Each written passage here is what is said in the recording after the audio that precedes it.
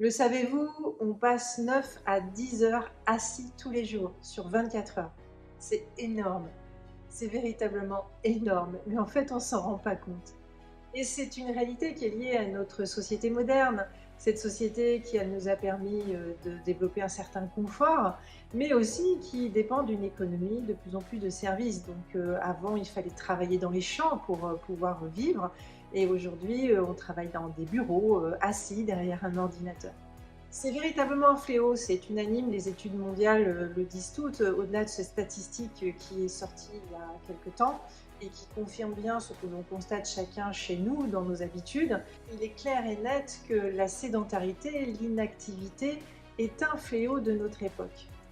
On dit même que ce serait la quatrième cause de mortalité, c'est ce que exprime l'OMS très clairement sur son site. Alors, pourquoi c'est si embêtant d'être dans cette inactivité, cette sédentarité? Tout simplement parce que c'est un accélérateur de la mortalité. Le paradoxe, c'est qu'on vit plus longtemps. Aujourd'hui, on a dépassé l'âge de 80 ans, aussi bien pour les femmes, c'était déjà le cas, mais aussi pour les hommes désormais. Alors, on vit plus longtemps, mais paradoxalement, on met en danger cette espérance de vie, et notamment, on la met en danger parce qu'on accélère notre fragilisation de notre métabolisme, de notre forme physique, mentale et neurologique. Et derrière, on provoque des pathologies qui peuvent être chroniques, des problèmes cardiovasculaires, des problèmes de diabète, des problèmes de cancer, mais aussi des maladies auto-immunes que l'on arrive de moins en moins à comprendre et qui peuvent être très polluantes dans la vie. Donc l'activité physique, c'est véritablement un sujet, c'est un vrai pilier pour être en forme, en énergie au quotidien, et notre corps en a besoin. Et c'est vrai que je n'arrête pas de le partager avec vous dans le groupe WhatsApp dans lequel on a pu déjà échanger et challenger un peu cette question, mais l'activité physique, je ne parle pas de sport, je parle déjà de l'activité physique, c'est-à-dire de bouger et avoir une activité physique, c'est-à-dire avoir une fréquence de mouvement, de fonctionnement de notre corps physiquement tous les jours. Et c'est vrai que, unanimement, on dit qu'il faudrait 30 à 45 minutes de fonctionnement quotidien qui fasse que notre corps, soit en mouvement et puisse fonctionner. Alors la marche, des mouvements, le fait que peut-être on privilégie moins l'escalator que l'escalier, etc., etc.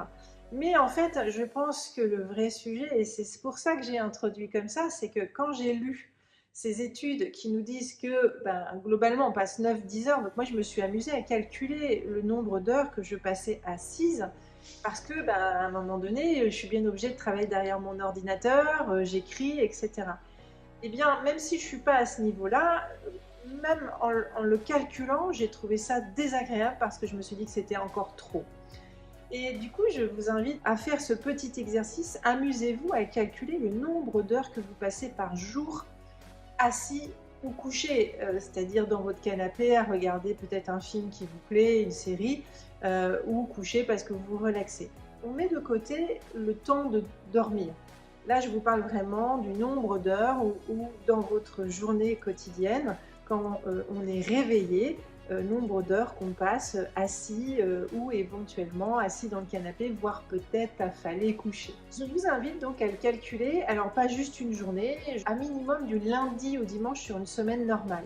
Les vacances, c'est un peu différent, et puis ce qui est intéressant de le faire du lundi au dimanche, c'est parce que ça nous permet d'intégrer la vie professionnelle et la vie privée. Moi, j'aurais même tendance à dire, limite, faites le test jusqu'à 15 jours, parce que peut-être ça peut intégrer des choses importantes. Alors le assis, hein, c'est aussi dans le transport, le train, la voiture, l'avion. Et oui, ça fait partie aussi des moments où en fait on est plié en deux. L'alimentation est véritablement un pilier très très important pour pouvoir être en bonne santé, en énergie, en forme. Mais l'activité physique, c'est aussi le deuxième pilier très important.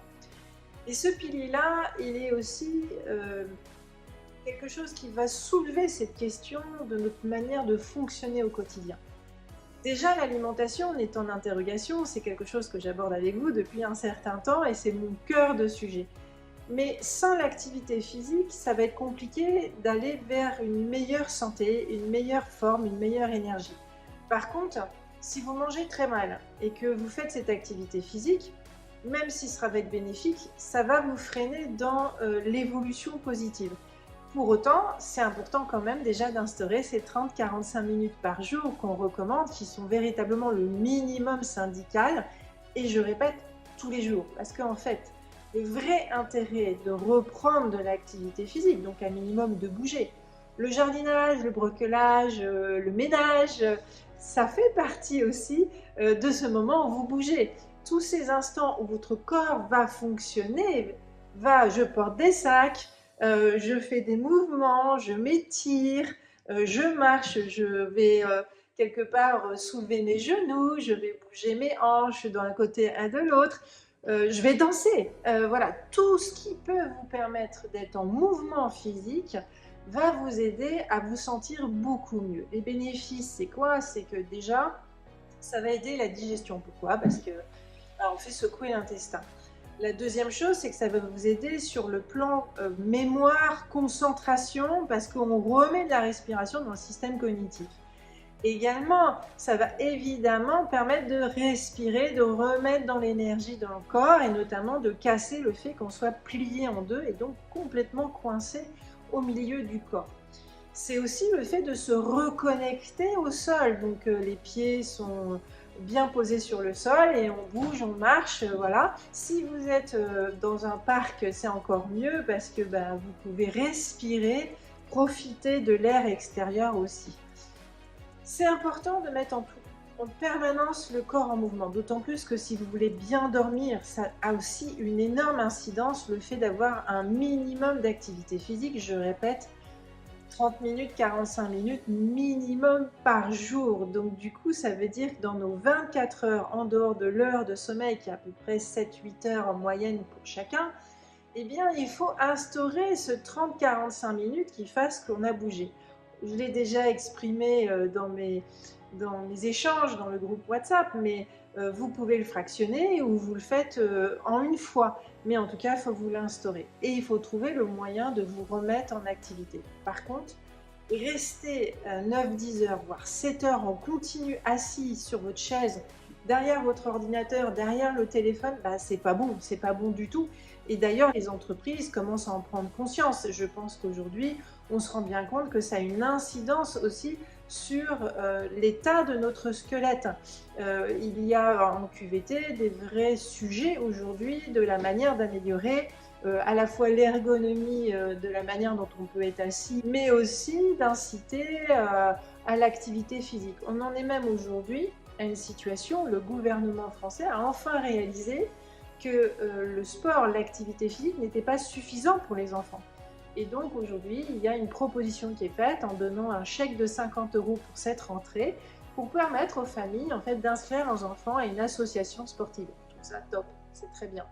Mais c'est quand même malheureux aujourd'hui de voir dans notre société moderne, beaucoup plus cultivée, beaucoup plus éduquée, qu'au final, on perde des principes de base qui sont juste ce dont a besoin le corps naturellement. Donc cette semaine, je vous invite à faire un exercice, calculer le nombre d'heures, de moments où vous êtes assis et donc en sédentarité, indépendamment du temps de sommeil.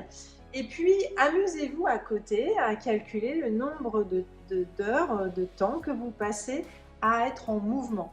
Je répète, le sujet n'est pas le sport et c'est d'abord aujourd'hui la question de bouger son corps et de faire de l'activité physique, par exemple marcher, faire du vélo en toute détente. Je reviendrai sur la question du sport parce que le sport c'est vraiment la performance et on pousse le cardio différemment, le système musculaire. Donc là, on est dans une sollicitation du corps qui va faire qu'on peut provoquer d'autres choses positives mais aussi contre-productives. Mais ça, c'est un autre thème que j'aborderai. Comme c'est la rentrée, profitez-en pour instaurer des bonnes habitudes d'activité physique. Trouvez votre truc qui fait que vous avez le sentiment que le corps bosse tous les jours. Calculez où vous en êtes par rapport à votre inactivité et votre activité. Ce serait tout à fait intéressant de vous donner des objectifs progressifs. Je ne peux que vous souhaiter d'être le Jedi de votre santé. Portez-vous bien. À bientôt.